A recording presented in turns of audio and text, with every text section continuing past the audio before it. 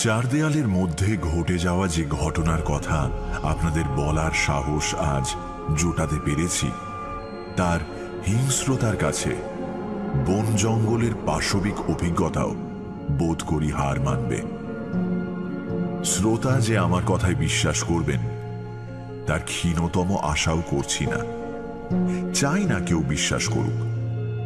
যে ঘটনা বিশ্বাস করতে নিজের চেতনা পর্যন্ত বিদ্রোহ করে, সমস্ত তথ্য প্রমাণ নাকচ করে দেয়, তার প্রতি অন্য কেউ কি বিশ্বাস যোগাবে?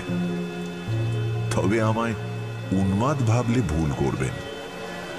আমার কল্পনা শক্তি এতটাও প্রখর নয় যে ঘরে বসে দিবা স্বপ্ন দেখে মন গড়া কয়েকটা কথা লিখে ফেলব। কাল হয়তো আমার শেষ দিন, কিন্তু এই জগৎকে বিদায় জানানোর আগে দুনিয়ার সামনে স্বচ্ছ সহজ ভাষায় আমার কয়েকটা ঘটনার কথা বলে যেতে চাই। তাদের আক্রমণে আমার জীবন ছিন্ন ভিন্ন হয়ে গিয়েছে, কিন্তু না, খুঁটিনাটির বিবরণ দেওয়ার ইচ্ছে আমার নেই। এই ঘটনা প্রবাহকে সুতোর মতো ধরে রেখেছে চাপা আতঙ্ক।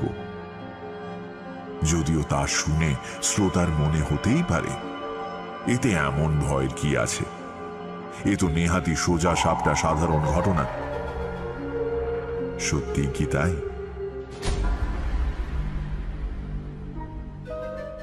আমি ছোটবেলা থেকেই শান্ত ধীর স্থির প্রকৃতির, মনের গড়নও বেশ নরম।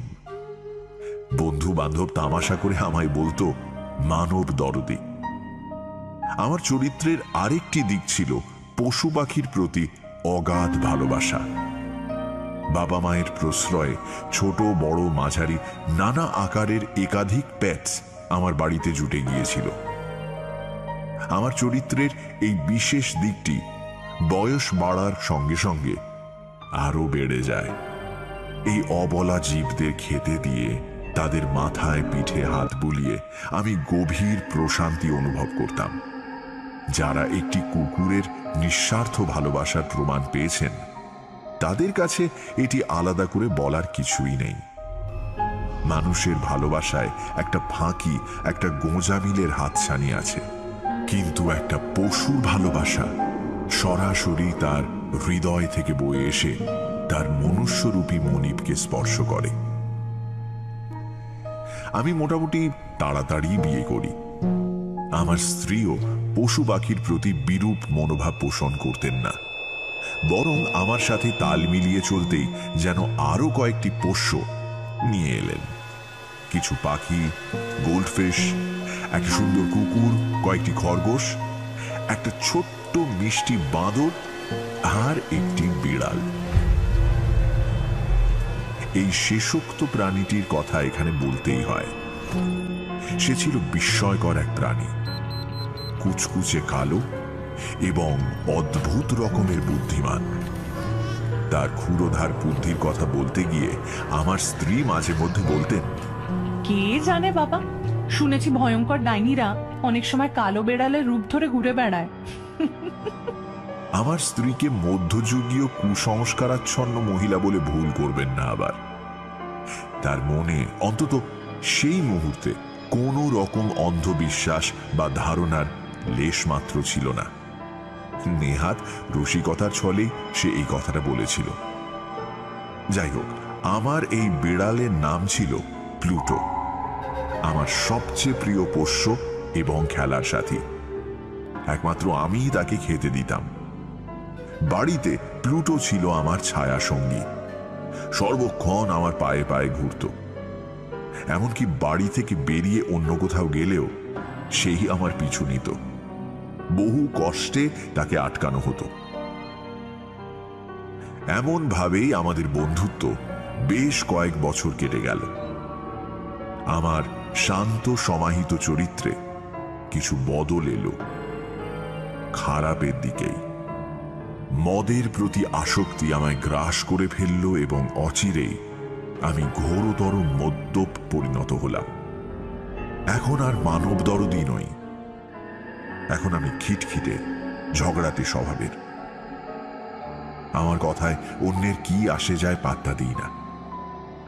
স্ত্রীর সাথে অভব্য ব্যবহার করি, এমনকি গায়ে হাত তোলার হুমকিও দিয়েছি।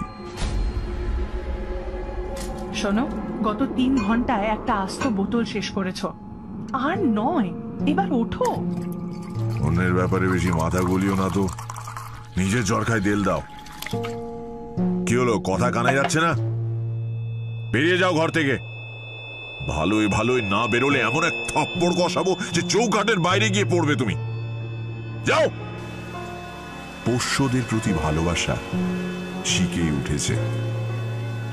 তাদের শুধু উপেক্ষা করি না, তরল পানীয়ের মাত্রা বেশি হয়ে গেলে তাদের সাথে দুর্ব্যবহারও করি। কে তুই?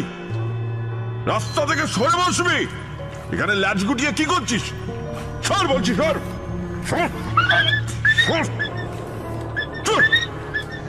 বেচারা পশুগুলো আমার প্রতি ভালোবাসার জায়গা থেকে বা ভুল করে আমার রাস্তার মাঝে এলেই এই কাণ্ড ঘটত। এক প্লুটোর প্রতি আমি এই অত্যাচারগুলো করতাম না। বাদবাকি খরগোশ, কুকুর, বাঁদর কেউই আমার মেজাজের আঁচ থেকে ছাড় পায়নি। এই বদমেজাজ দিন দিন ব্যারামে পরিণত হলো আমার। এই রোগের জীবাণু অবশ্যই মদ, যা আমার সংসারকে ছারখার করে দিল। এমনকি আমার সাধের পোষ্য প্লুটো এবার ছাড় পেল না। ওরও তখন বয়স হয়েছে, ফলত বয়সজনিত খিটখিটেমি, বিরক্তি ওর মধ্যেও এসে পড়েছে। এইরকম সময় ঘটল কাণ্ডটা। এক রাতের কথা। সেদিন শহরের একটা টাভার্নে একটু বেশি মাত্রায় পানীয় গলায় ঢেলে ফেলেছিলাম। প্রায় বেসামাল অবস্থায় টলতে টলতে বাড়ি পৌঁছলাম। Woodman, woodman, spare that tree. Touch not a single bough, for years it has protected me. এক লাথিতে ঘরের ভেজানো দরজা হাট করে খুলে দিয়ে দেখি প্লুটো বসে আছে। আমায় দেখেই তৎপর পায়ে অন্যদিকে যাওয়ার তাল করছিল। আমার মাথায় আগুন জ্বলে উঠল। আমার পয়সায় সর্বোচ্চ খেয়ে আমাকে দেখে উল্টো দিকে হাঁটা দিচ্ছিস? অকৃতজ্ঞ বেহায়া জানোয়ার! Pluto, Pluto! আমি খপ করে প্লুটোকে ধরে ওর কৃষ্ণাঙ্গ দেহটা ধরে প্রবল ঝাঁকুনি দিলাম। দেখবি, দেখবি তোকে কেমন উচিত শিক্ষা দিই। আমার এই ভয়ঙ্কর রূপ দেখে প্লুটো বার কয়েক ফ্যাঁস শব্দ করে আমায় ভয় দেখানোর চেষ্টা করেছিল বটে। আমি তাতে একটুও ভয় পাচ্ছি না দেখে মরিয়া হয়ে আমার হাতে একটা কামড় বসালো প্লুটো। যে রাগটা আমার মনে এতক্ষণ উঁকি ঝুঁকি দিচ্ছিল, ওই কামড়টায় একদম দাবানলের আকার নিল। মনের কাঁচা খেকো শয়তানটা যেন শেকল ভেঙে বেরিয়ে এলো। আমার বিচার বুদ্ধির লোপ পেয়েছে ততক্ষণে, বরং শয়তানির আহ্বানে রোমাঞ্চিত আমার প্রতিটা অঙ্গ প্রত্যঙ্গ। অন্ধ রাগে ওয়েস্টকোটের পকেট থেকে পেন নাইফটা বের করলাম আর আমূল বসিয়ে দিলাম প্লুটোর চোখে।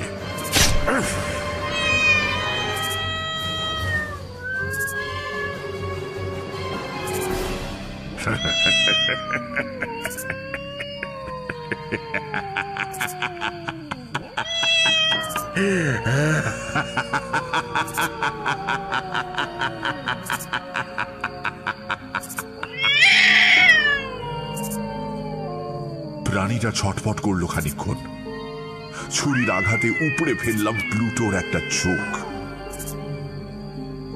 কথাটা বর্ণনা করতে গিয়ে এখনো ঘৃণা আর ভয়ে গা গুলিয়ে উঠছে আমার।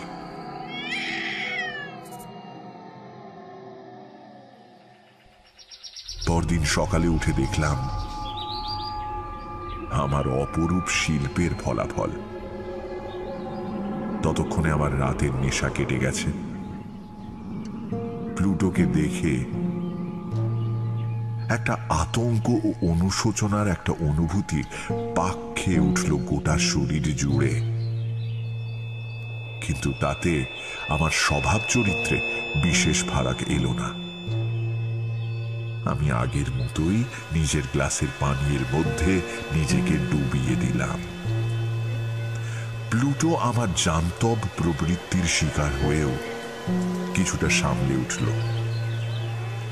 দেখে মনে হচ্ছিল না যে প্রাণীটা কোন রকম যন্ত্রণার মধ্যে রয়েছে। আগের মতোই এ ঘর ও ঘর ঘুরে বেড়াতো। শুধু আমায় দেখলেই সন্ত্রস্ত পায়ে পালিয়ে যেত অন্যদিকে। প্রথম দিকে সামান্য দুঃখ অনুভব করতাম। যে ছিল আমার ছায়া সঙ্গী, যাকে হয়তো প্রাণের চেয়েও বেশি ভালোবাসতাম, তার কাছেও আমি একটা মূর্তিমান বিভীষিকা হয়ে গিয়েছি। যত দিন এগোতে লাগলো আমার দুঃখ গলে গিয়ে প্রচন্ড বিরক্তিতে পরিণত হলো।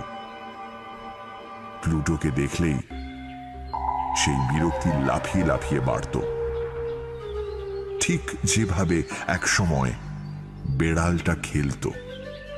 সবকিছুরই বিবর্তন ঘটে, আমার চরিত্রেরও বিবর্তন ঘটল। প্রথমে দুঃখ, তারপর বিরক্তি, আর তারপর একটা আদিম বিকৃত বর্বর চিন্তাধারা। নিজের জীবনের উদাহরণ দিয়ে বলি, এটাও মানুষের জীবনকে একটা দিশা দেয়। যখন মানুষ একটা জঘন্য কাজ করে, কারণ সেই জানে এই কাজটা করা নিতান্ত অনুচিত। এরকম একটা ভাবধারার বশবর্তী হয়ে আমি একটা সুন্দর ঝকঝকে সকালে আমার সাধের প্লুটোর গলায় একটা ফাঁস দিয়ে একটা গাছের ডাল থেকে ঝুলিয়ে দিলাম। স্রেফ ঝুলিয়ে দিলাম। কেন দিলাম? কারণ আমি জানতাম যেটা করছি সেটা একটা ঘৃণ্য অপরাধ। হ্যাঁ, প্লুটোকে গাছের ডালে ঝুলিয়ে দিলাম। দেখলাম ওর এক চোখা দেহটা ছটফট করলো ফাঁসের চাপে। তারপর সব স্তব্ধ হয়ে গেল। প্লুটোর দেহ ঝুলে রইল গাছ থেকে। সেদিন রাতেই আরেকটা ঘটনা ঘটল। আমি নেশার ঘোরে দিব্যি ঘুমোচ্ছিলাম। আচমকা ঘুমটা কেটে গেল বাড়ির লোকজনের চিৎকারে। আমি ওই নেশাতুর চোখে উঠে দেখি গোটা বাড়িটা দাউ দাউ করে চলছে। তুমি কোথায়? তুমি কোথায়? ঈশ্বরের দোহাই, তুমি কোথায়? হ্যাঁ, এদিকে এসো, এধার দিয়ে এসো, এধার দিয়ে এসো, তাড়াতাড়ি আমার হাতটা ধরো। আগুনের তাতে ভেঙে পড়ছে কাঁচ, চারদিকে ধোঁয়া। আমি, আমার স্ত্রী ও এক চাকর কোনো মতে সেই সর্বনাশা আগুন থেকে পালিয়ে বাঁচলাম। বাড়ির আর কিছুই অবশিষ্ট ছিল না। আমার যাবতীয় সম্পত্তি গ্রাস করে নিল খানিকক্ষণের অগ্নিকাণ্ড।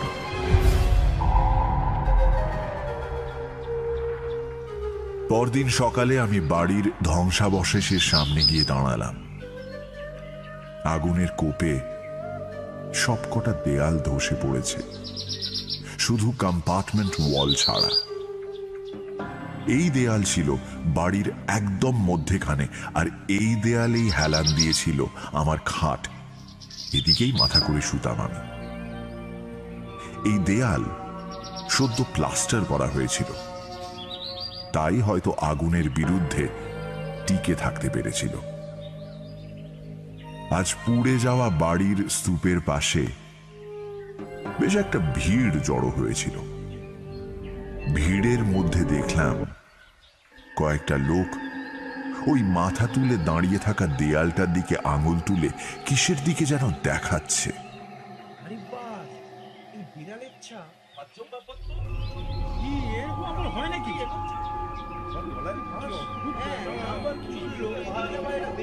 কি হচ্ছে ওখানে? আমি টলমলো পায়ে এগিয়ে গেলাম, আর তারপরই মনে হলো আমার ধমনীর রক্ত শুকিয়ে শক্ত হয়ে যাচ্ছে। দেয়ালে একটা দগদগে ছাপ, তবে সেই দাগের একটা নির্দিষ্ট আকার আছে।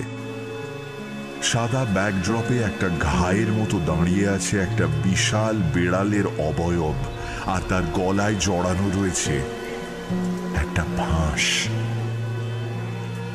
বেড়ালটার গলায় দড়ি দিয়ে কেউ টাঙিয়েছিল। আমার মনে হলো বিশাল একটা বেড়াল প্রবল আক্রোশে আমার দিকে তাকিয়ে আছে। আমি কিছু বুঝতে পারলাম না। সকালবেলাতেও লোকে দুঃস্বপ্ন দেখে।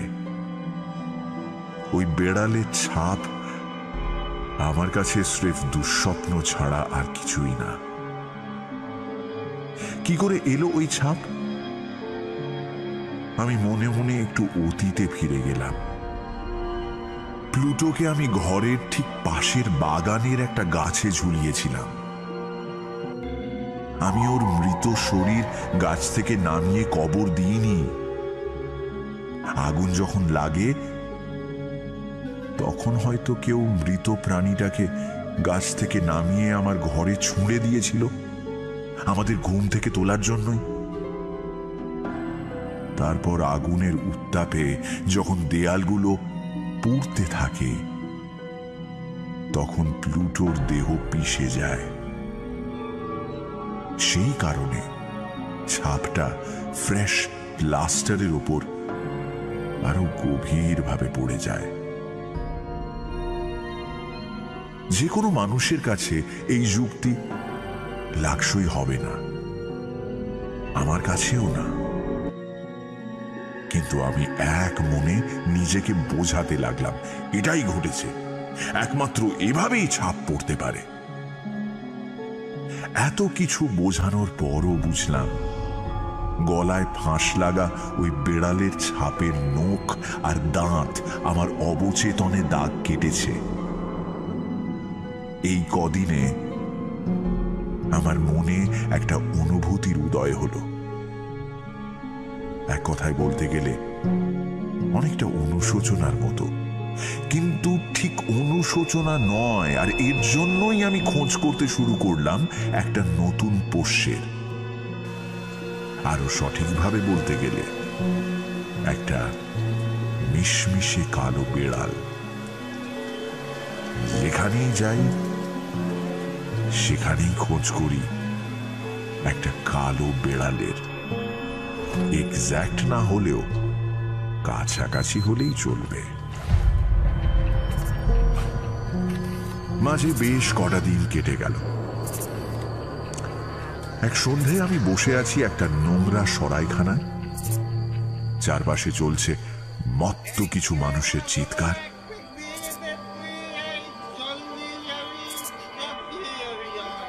আমার চারপাশ বলতে কয়েকটা ন্যাড়া চেয়ার টেবিল আর বেশ কিছু পিপে, যার মধ্যে জিন বা রাম কোনো একটা পানীয় গচ্ছিত আছে।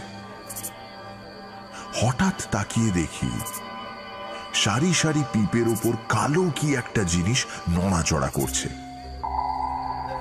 হলদেটে আলোয় চোখ সইয়ে দেখি সেটা একটা মিশমিশে কালো বেড়াল।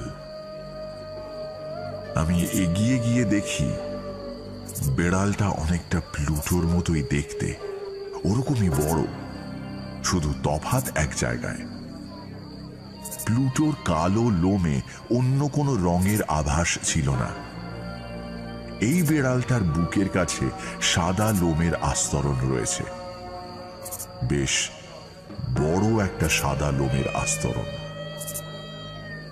আমি এগিয়ে গিয়ে বেড়ালটার মাথায় হাত বুলিয়ে দিলাম। প্রাণীটা একটা ঘড়ঘড়ে আওয়াজ করে নিজের ভালোবাসা জানান দিল। আমার হাতে মাথা ঘষে সে বোঝালো যে আমায় দেখে সে যার পর নাই প্রসন্ন। আমিও দারুণ খুশি হলাম। এরকমই তো একজন পেট খুঁজছিলাম আমি একদিন। সঙ্গে সঙ্গে সরাইখানার মালিককে বললাম, একে দেখে আমার ভারী পছন্দ হয়েছে জানেন। এই বেড়ালটাকে আমি বাড়ি নিয়ে যেতে পারি কি? টাকা পয়সা দিতে হলে বলুন কত লাগবে, আমি ওকে নিয়ে যাব, বাড়ি নিয়ে যাব, ভারী মিষ্টি।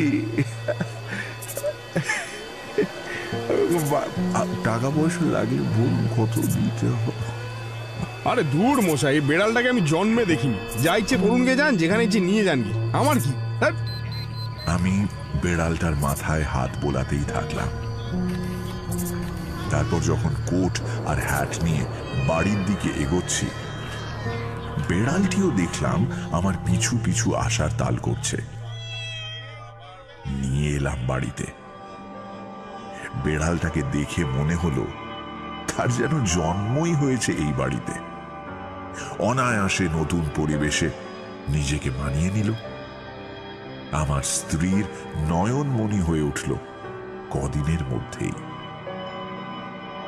আমার চরিত্র ততদিনে আবার ভুল পাল্টেছে। ভেবেছিলাম এরকম আর কিচ্ছু হবে না, কিন্তু হলো ঠিক সেটাই। এই বেড়ালটাও আমার চক্ষুশূল হয়ে উঠল। ওর উপস্থিতি আমি সহ্য করতে পারতাম না। শরীরে ঘৃণা পুষলে যে এরকম আনচান করে, এই বেড়ালটাকে না দেখলে বিশ্বাস করতে পারতাম না। আমি পারতপক্ষে ওর সামনে আসতাম না।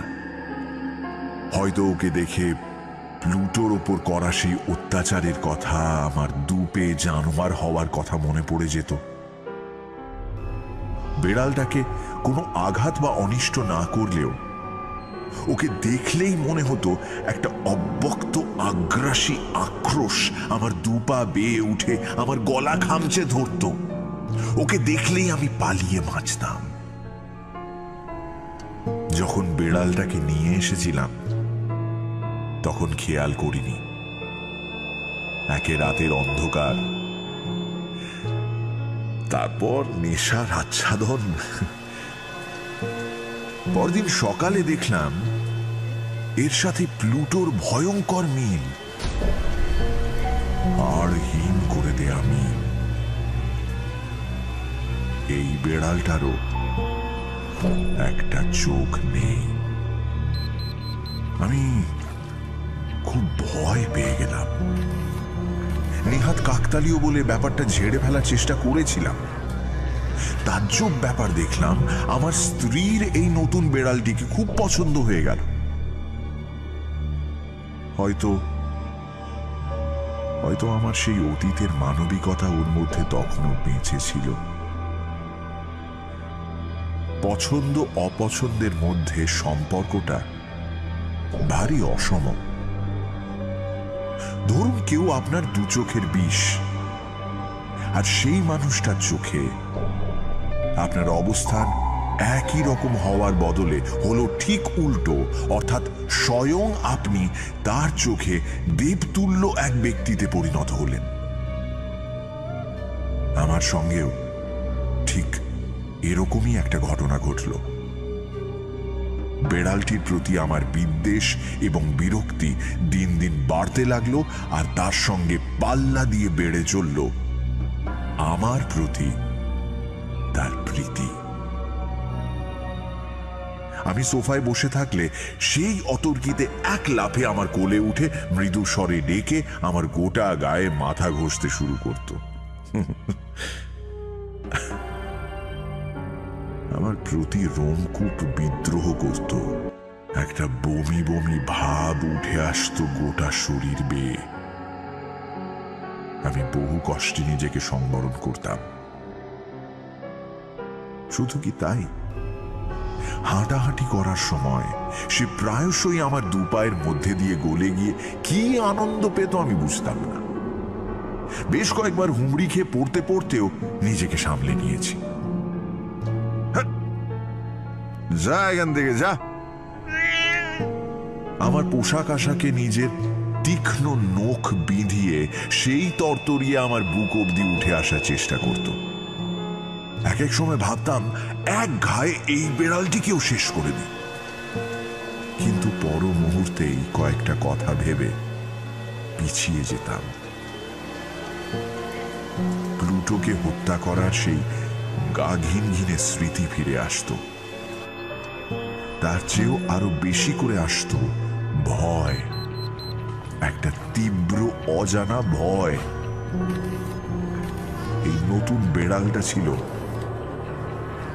আমার কাছে একটা চার পেয়ে আতঙ্ক।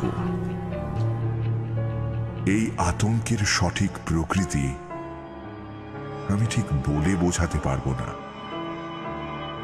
একটা চার পেয়ে বেড়াল যে এতটা প্রাণান্তকর ভয়ের জন্ম দিতে পারে না অনুভব করলে বোঝানো যাবে না।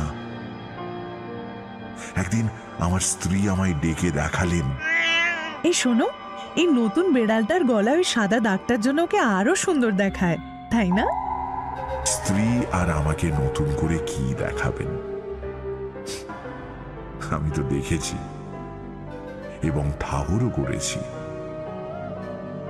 আগেই বলেছি, এই সাদা দাগটাই ছিল প্লুটো এবং এই বেড়ালটার মধ্যে প্রধান ফারাক। এই দাগটা ছিল বেশ বড় এবং তার কোনো নির্দিষ্ট সীমানা ছিল না। আস্তে আস্তে এই দাগটাই একটা নির্দিষ্ট রূপ নিল, অনেকটা আউটলাইনের মতো, ঠিক যেন একটা মোটা ফাঁস তার গলায় লেগে আছে। একটা মোটা ফাঁস, ঠিক যেরকম ফাঁস আমি প্লুটোর গলায় দিয়েছিলাম।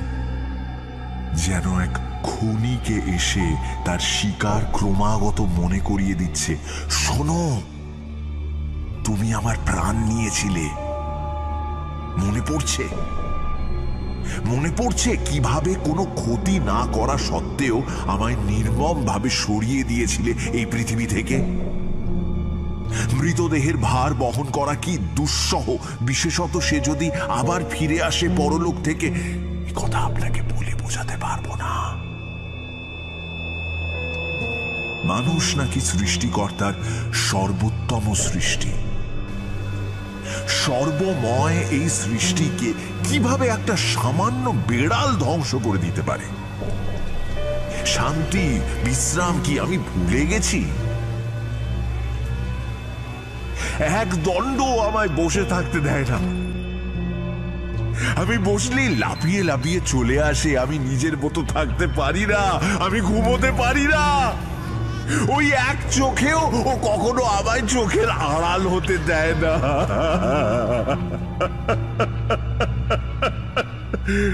ভালোবাসা এরকম গলা টিপে মারতে পারে কাউকে? এভাবে একটা ভারী পাথর বুকের ওপর বসিয়ে দিতে পারে?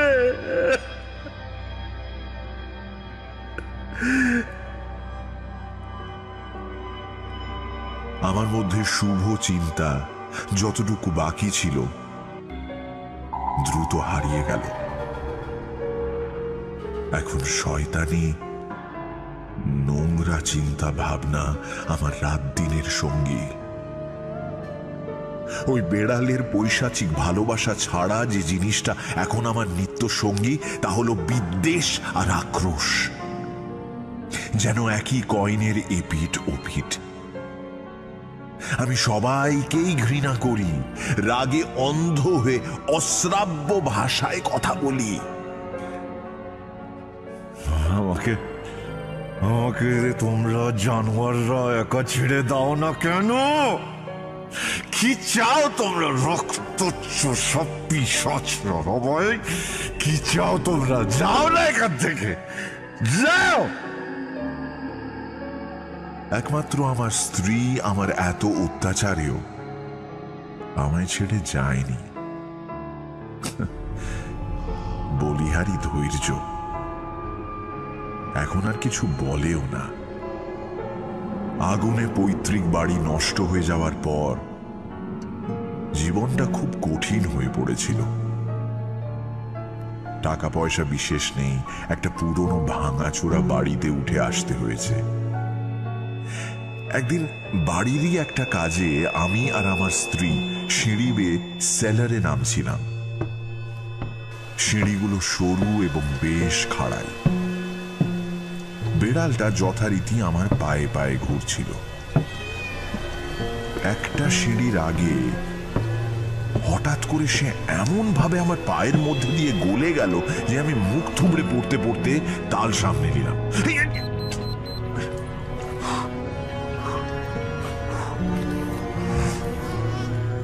মাথায় জ্বলে উঠল দাউ দাউ করে আগুন। হাতের কাছে পড়ে থাকা একটা কুঠার তুলে নিয়ে বেড়ালটার গলা লক্ষ্য করে চালিয়ে দিলাম।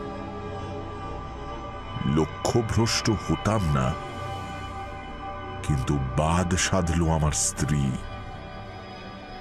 আমার হাতটা শক্ত করে ধরে বলল,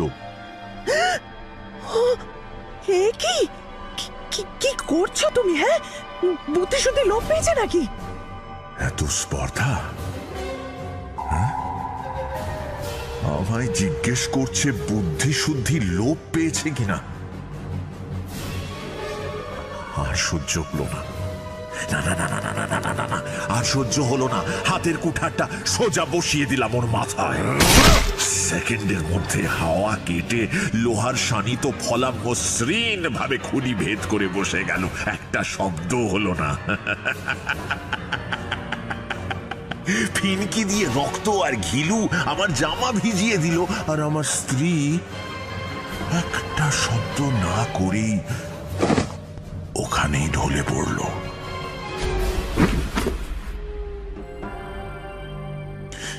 কি করলাম এটা? কি করলাম এটা? যে একমাত্র আমায় সহ্য করতো তাকে মেরে ফেললাম। আমার এই দুনিয়ায় আর কে আছে?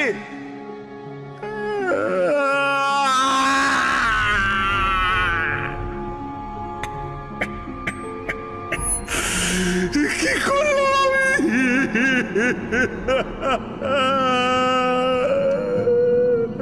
তবে এই ধারণা বেশিক্ষণ স্থায়ী হলো না।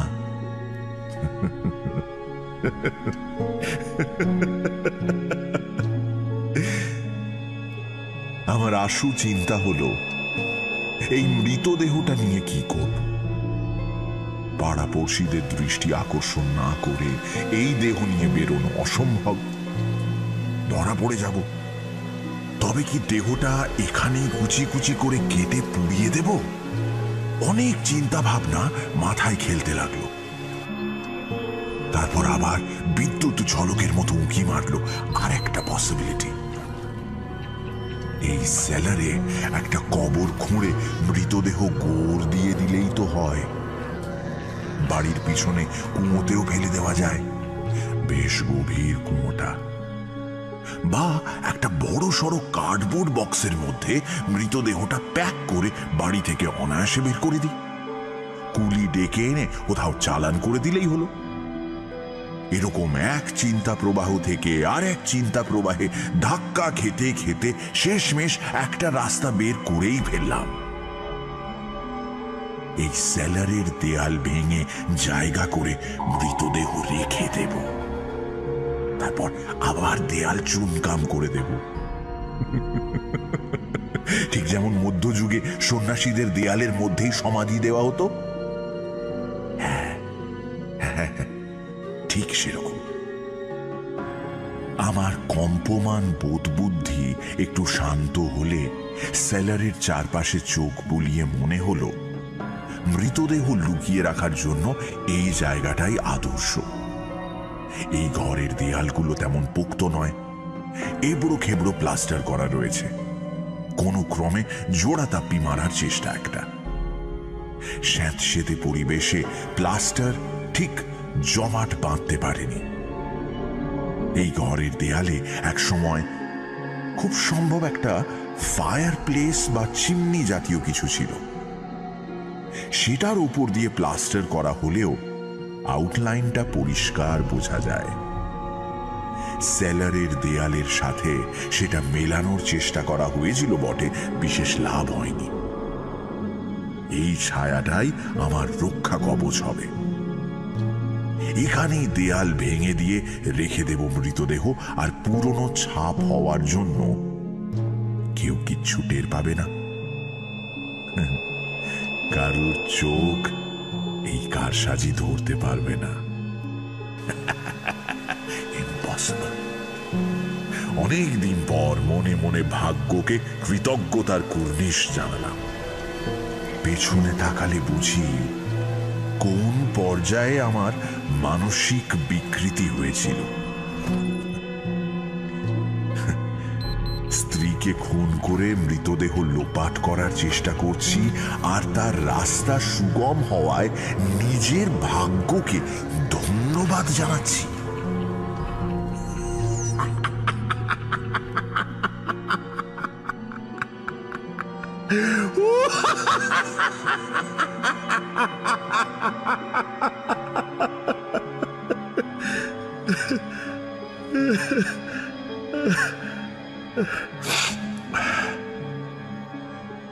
আমার আন্দাজে গলদ ছিল না।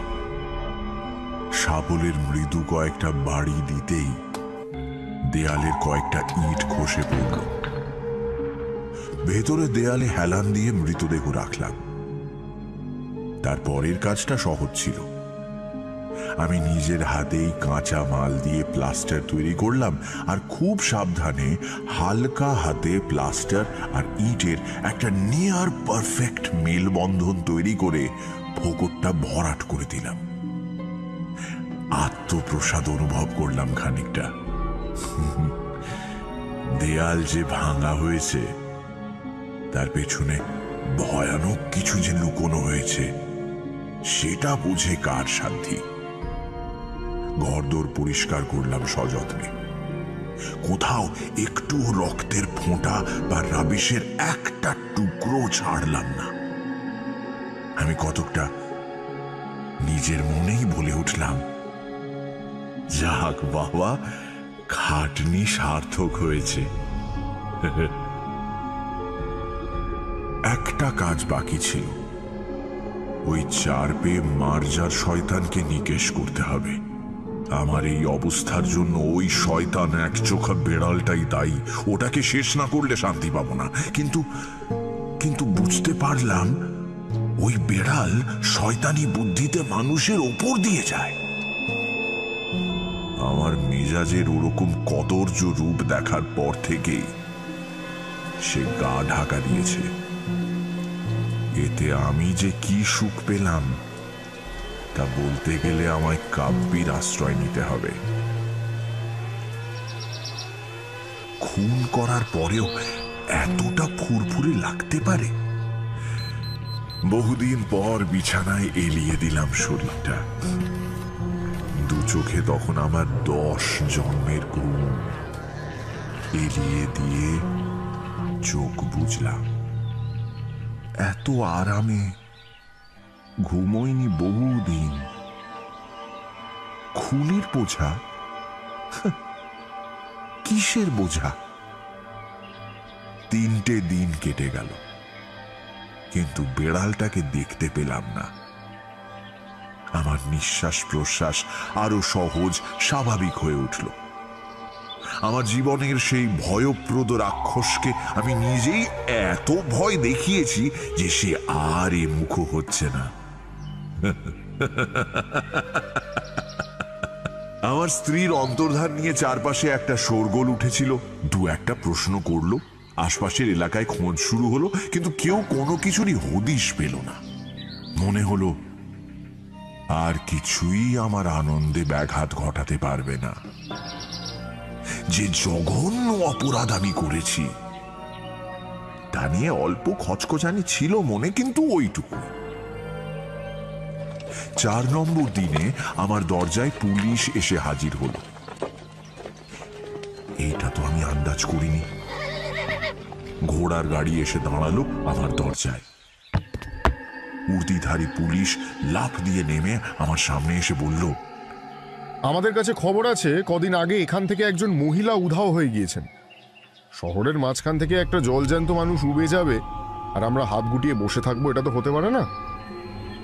এবারে খানা তল্লাশি হবে, এই এলাকা তন্ন তন্ন করে খুঁজবো আমরা। Please to cooperate. Police officer ও তার সঙ্গীরা আপ্রাণ চেষ্টা করল, একটা ইঞ্চিও বাদ দিল না। ওই যে ওদিকে যাও, সিঁড়ির তলাটা সার্চ করো, সিঁড়ির তলাটা দেখো। আর যাবে কোথায়? এখানেই থাকবে, কিচ্ছু বাদ দেবে না। আর হাঁ করে আমার মুখের দিকে তাকিয়ে দেখছো কি? খোঁজো খোঁজো, search search the entire place, ভালো করে খোঁজো। জো হুকুম হুজুর, দেখছি। পুলিশ অফিসার আমার সাথে জোঁকের মতো আটকে রইলেন। আমার মধ্যে অবশ্য এর কোনো প্রভাবই পড়ল না। আমি মনে মনে হাসছিলাম।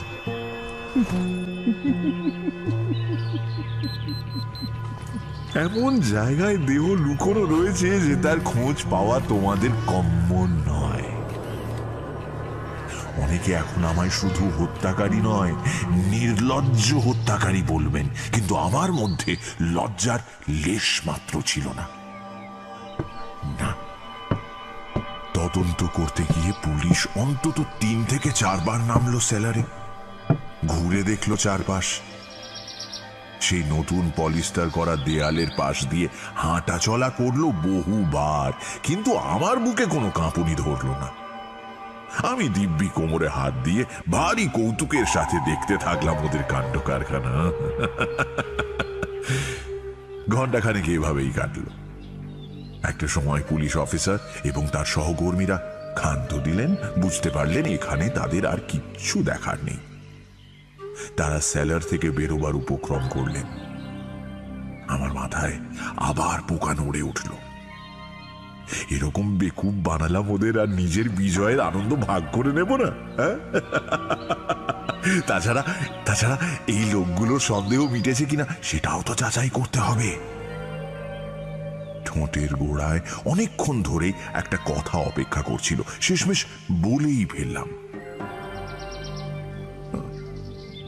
জেন্টলম্যান, আমি আপনাদের দীর্ঘায়ু কামনা করি, আর সেই সঙ্গে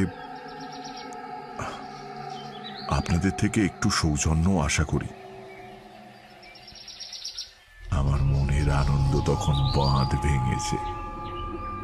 যা হয় এমন মুহূর্তে বাহ্যিক জ্ঞানের রাশ হাত থেকে বেরিয়ে যায়। আমারও তাই হলো। হঠাৎই নিজের বাড়ির ভূয়সী প্রশংসা শুরু করে দিলাম। এই বাড়িটার তুলনা হয় না। এরকম পোক্ত গঠন আপনি এই তল্লাটে খুব কমই পাবেন অফিসার। আমি ভাগ্যবান এমন বাড়িতে থাকার সুযোগ পাওয়ায়। এই দেয়ালগুলো দেখেছেন? এই দেয়ালগুলো দেখুন, দেখুন। এরকম মজবুত দেয়াল দেখেছেন কখনো?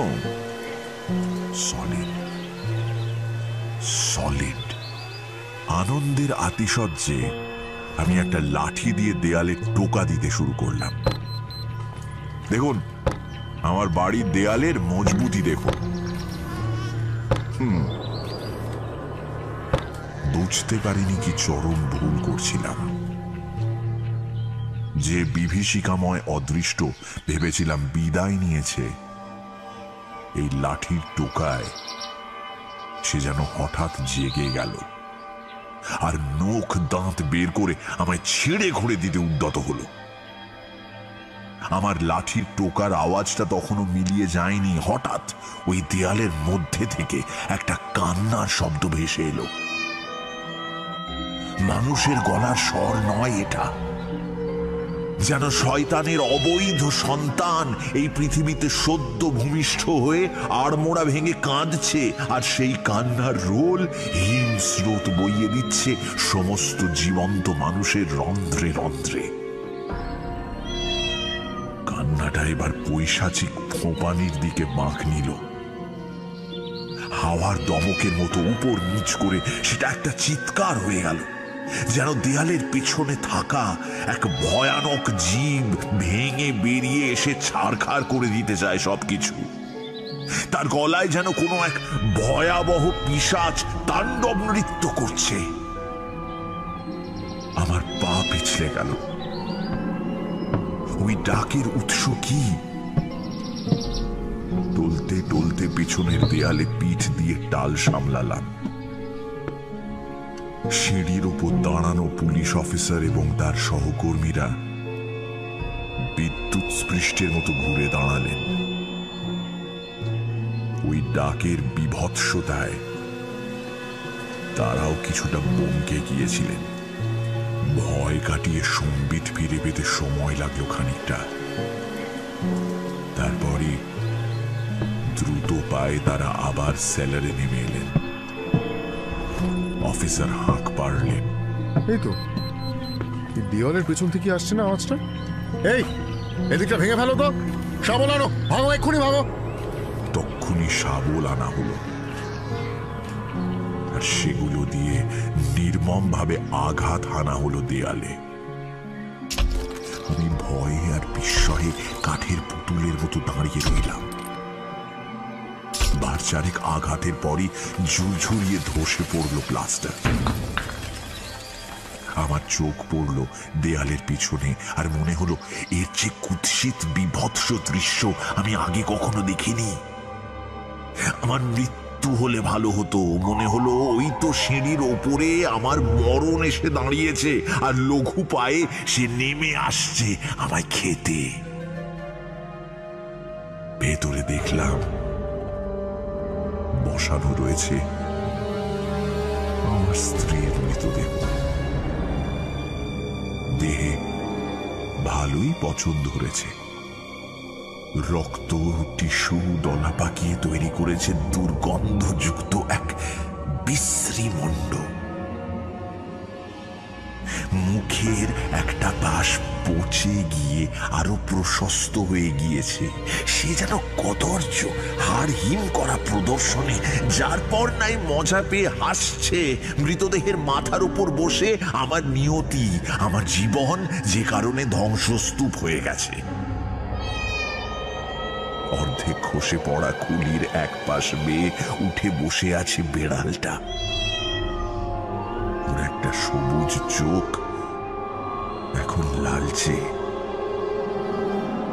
সেও ভারী মজা পেয়েছে যেন।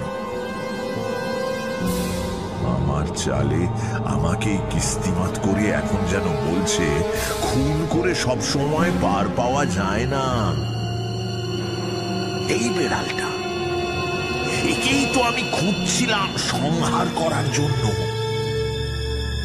ও এক ফাঁকে এই প্লাস্টারের মধ্যে ঢুকে পড়েছিল, আমি খেয়াল করিনি। কখন ঢুকেছিল টের পাইনি। আর সেই জন্যই এই চত্বরে ওকে দেখতে পাইনি। এই কদিন ওখানেই লুকিয়ে বসেছিল মৃতদেহের সাথে। এটা বেড়াল হতেই পারে না। এটা ত্রিকালদর্শী এক দুঃস্বপ্ন। আমার কথার ফাঁকেই বেড়ালটা হাঁ করল। লালচে মুখের ভেতর দাঁতগুলো ঝলসে উঠল। কানের পর্দা ফাটিয়ে শব্দটা আবার এলো। আমার চেতনা প্রায় লোপ পাওয়ার মুখে দেখলাম পুলিশ শক্ত হাতে আমার জামার কলার চেপে ধরলেন আর বললেন, বারে বৃদ্ধ ঘুঘু, দিব্যি খোঁটা দিচ্ছিলে তখন। চলো এবার, তোমার ফাঁসি কাঠে ঝোলা নিশ্চিত। চল। ফাঁসি? হ্যাঁ, ফাঁসি একটা কাঠের পাটাতনের উপর দাঁড়াতে হয়। ওপর থেকে ঝোলা মোটা শক্ত দড়ি গলায় পরানো হয়। তারপর একটা হাতল টানলে পাটাতন সরে যায়, ফাঁস গলায় চেপে বসে, আর তার অবস্থা হয় গাছের ডাল থেকে ঝোলা প্লুটোর মতো। আমি বাধা দিলাম না। শরীরে বাধা দেওয়ার শক্তিই নেই। এলিয়ে পড়লাম। আমার দেহ যখন টানতে টানতে নিয়ে যাওয়া হচ্ছে সিঁড়ি দিয়ে, বিড়ালটা আর একবার ডেকে উঠল। আমার মনে হলো ওটা ডাক নয়, হাসির আওয়াজ, যেন বলছে পাপ হজম করা যায় না।